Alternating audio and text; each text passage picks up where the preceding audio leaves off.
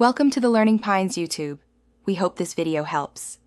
You start here, open Task Manager and go straight to Startup. Disable any items that look unfamiliar, then restart to test. Once done, open the startup folders using shell startup and the program data path to see scripts or shortcuts that launch CMD. Make sure to run a fast malware scan now. It explains why CMD appears repeatedly. If you spot a specific file or process name that launches CMD. exe note it. We'll remove or quarantine it in the next steps. Next, dive into Task Scheduler. Look for tasks set to run at logon, on idle, or on a specific trigger. Disable any suspicious entries. Then, check Registry Run and Run Once keys in both HKCU and HKLM. Remove only entries you recognize as malicious or unnecessary.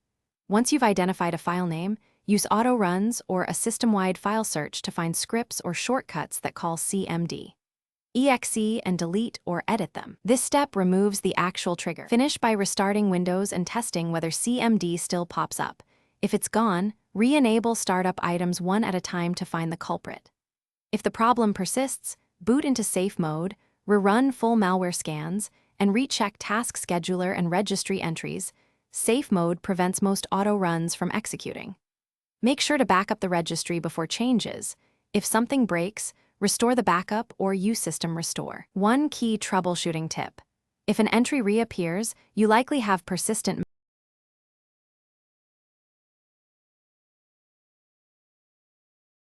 Thanks for watching.